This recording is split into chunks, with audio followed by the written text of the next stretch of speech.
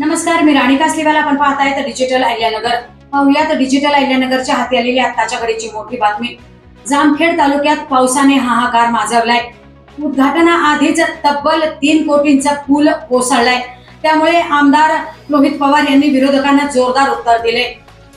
नागेश्वर मंदिराकडे जाण्यासाठी धाकटी नदीवर बांधण्यात आलेला तब्बल 3 कोटी रुपयांचा लोखंडी पूल पहिल्याच पावसात कोसळलाय. दरम्यान उद्घाटनाआधीच पूल वाहून गेल्याने कामाच्या दर्जावर गंभीर प्रश्नचिन्ह उपस्थित झाले आहेत. दशक्रिया विधीसाठी केलेले घाट वाहून गेले असून अनेक ठिकाणी विजेचे पोलही कोसळले आहेत.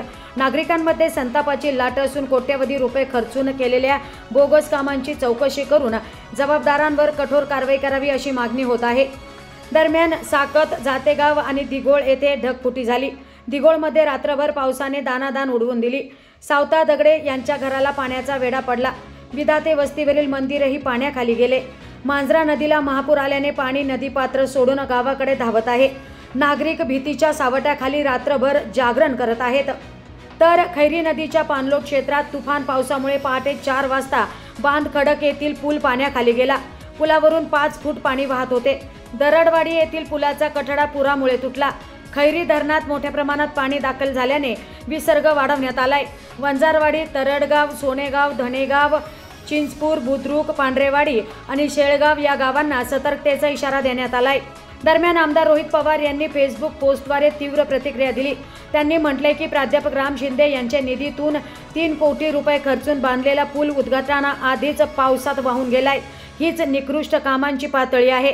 सामान्य जनतेच्या टॅक्समधून कोट्यवधी रुपये खर्च करून केलेले काम पहिल्याच पावसात वाहून जात असेल तर ही कामं फक्त टक्केवारीसाठी मंजूर केली जातात का? मग आमचं डोकं गरम होणारच. आम्ही जमिनीवर राहून लोकांसाठी लढणारे आहोत आणि कुणाला बरं वाटावं म्हणून आमचा स्वभाव बदलणार नाही, असा जोरदार टोला पवारांनी विरोधकांना लगावलाय. तर दुसरीकडे तालुक्यातील परिस्थिती गंभीर असल्याने विधान परिषद सभापती राम शिंदे यांनी प्रशासनाला तातडीने मदत करून कार्यवाही करण्याचे निर्देश दिले आहे.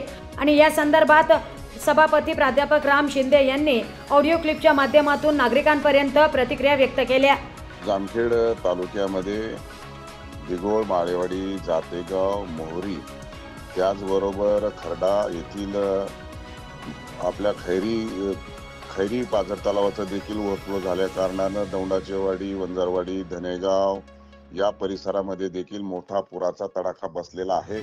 रात्रीपासूनच लोक आता हातात जीव घेऊन बसलेले आहेत. सकाळीच मी जिल्हाधिकारी आशिया साहेब यांना फोन केला, RDC आपले गीते साहेब त्यांना देखील फोन केला आणि त्यावरून सगळी जुळवाजुळव करत गुजरातची NDRFची टीमचे RK शर्मा यांना देखील संपर्क केलाय. आपत्ती व्यवस्थापन महाराष्ट्राचे प्रमुख SDRFचे चव्हाण साहेब यांच्याशी फोन झालेला आहे आणि आता आपल्या सर्व टीम्स जामखेडकडे रवाना झालेल्या आहेत. धनेगाव येथील एक कुटुंब पुरामध्ये अडकलेलं आहे, त्याच्यासाठी हेलिकॉप्टरची देखील व्यवस्था केलेली आहे. तरी माझी सर्व नागरिकांना, बंधूंना विनंती आहे की घाबरून जाऊ नका, एकमेकांना सहकार्य करा.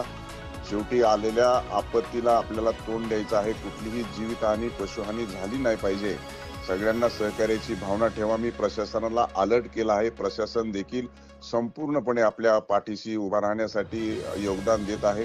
येणाऱ्या कालखंडामध्ये सर्व झालेल्या नुकसानीचे पंचनामे देखील करायच्या मी सूचना दिलेल्या आहेत. त्यामुळे ते पंचनामे देखील होतील आणि मोहरीचा तलाव देखील थोडा फुटायच्या परिस्थितीत त्यांना मी सांडवा अधिकचा खोदायला सांगितलेला आहे. त्याच्यामुळे सगळ्या जनतेने सतर्क राहावं ही माझी नम्रपणे विनंती आहे. धन्यवाद.